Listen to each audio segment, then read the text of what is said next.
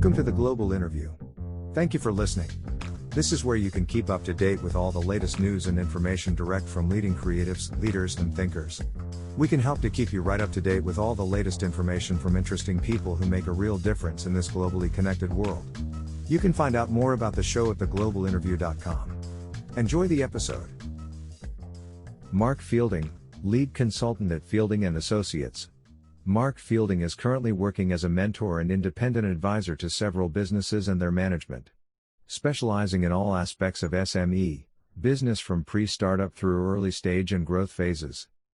Mark was the CEO of the Irish Small and Medium Enterprises Association, ISME, from August 2001 to November 2016. Increasing its influence and growing its membership tenfold to over 10,000 member companies.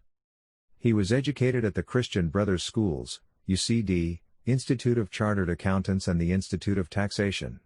And he was a senior partner in a chartered accountancy and management consulting firm specializing in SMEs, for 20 years, 1980s/1990s. He has been involved in the SME sector throughout his working life, in the printing, food processing, biotech, recruitment and property sectors. Mark has worked in the UK, France and Ireland and has assisted in the startup of more than 500 enterprises. He was a member of the Company Law Review Group until February 2018, has served on numerous government advisory bodies, including the High-Level Group on Business Regulation, the Retail Consultation Forum, SME, Procurement Advisory Body and the Advisory Group on Small Business. At an international level, he also sat on the Administrative Council of SME, United, UEAPME, the European body for SMEs, representing over 12 million enterprises with more than 55 million employees for 15 years until November 2016. Tell us about your current role and what you like about your career or areas of focus.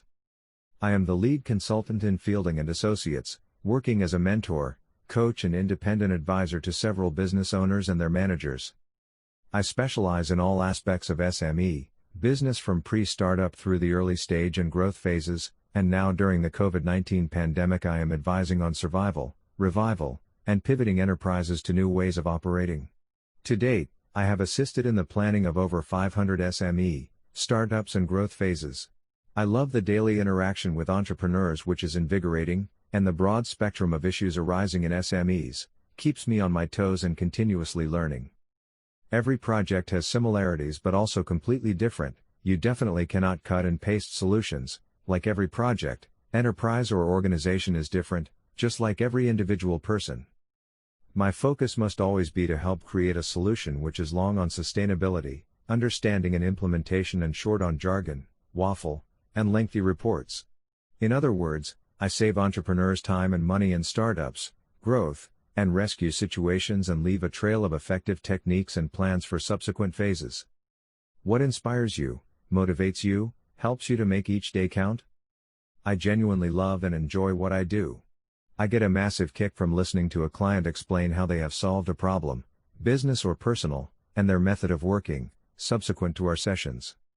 In many cases, they may not even associate the outcome with our prior interaction, and that's okay. Sometimes in dealing with entrepreneurs, you will have to wait for acknowledgement if it comes at all.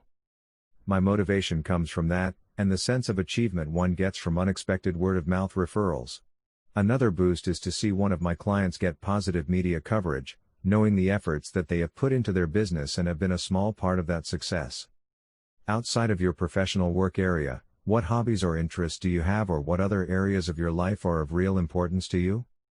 Long mountain walks with Maria allow me to recharge the battery. I devour historical novels, not while mountain walking, and Munster rugby is my other passion. When it comes to your life-chosen career, is there a phrase, quote or saying that you really like? I was lucky to get a solid education, and one saying, from a great Christian brother, stuck with me since the final year is illegitimi non carborundum.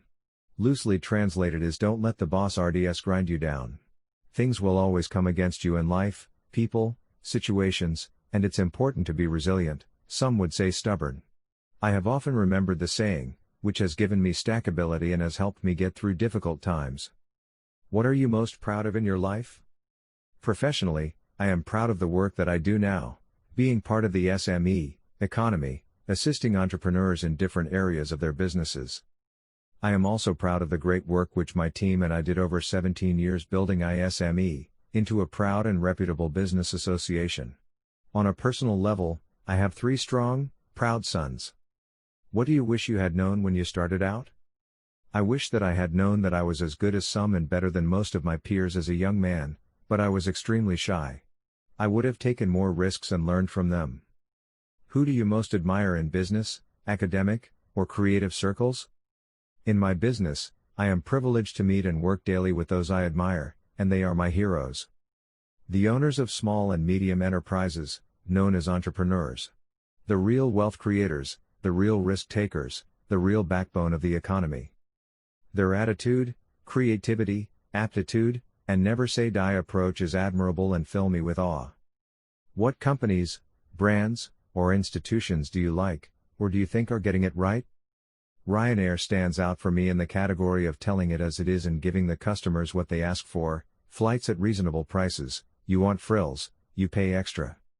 I can remember when air traffic was so controlled that a flight from Dublin to London was over £300 one way. Deregulation has truly opened the skies for us, and Ryanair has been to the fore. What is the best advice you have ever received? My late father once said to me, if you have the opportunity to run your own business, grab it. Find competent and driven people and lead them with passion. Following your plan with flexibility and persistence leads to success. What drives or motivates you each day in a work environment? There are always surprises when you deal with entrepreneurs.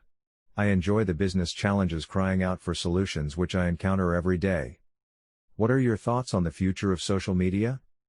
Social media is pervasive and exciting, and as a business owner, we will need to know the latest info and modify our strategies as the new trends start. Regarding fake news, governments may start to regulate more strictly, and we need to prepare ourselves for this and the increased oversight on privacy. I do hope that social media can regain respect in allowing us all to stay connected. What is your favorite social media platform, and why? I find LinkedIn quite useful for business information, and Twitter keeps me up to date on what's happening in the real world. Do you have a mentor, or have you ever been a mentor to anyone? I run an average of 10 50-minute mentoring sessions a week with a variety of clients. How do you network? What is your preferred way to network? Pre-COVID, I tended to do my networking at various meetings and seminars. Now I am tending to use LinkedIn more as a networking tool. What advice would you have for someone looking to get into the same area of work? Become an expert in your field.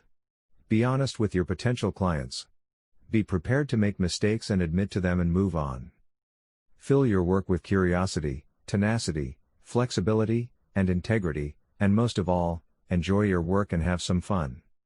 What do you feel is the most common reason for people failing or giving up? People, in my mind, don't fail, their ideas and plans may fail, and I feel that the main reason for failure here is not being flexible enough to change when needs dictate. Giving up is different. People give up in the main because they don't have the tenacity and don't ask for help. How do you define success, and what lessons have you learned so far that you could share with our audience? There are so many ways of answering what is success. My own definition is achieving a goal. That means that goals must be set, and you work toward that goal. It is important that each individual or team set and understand their own definition of success.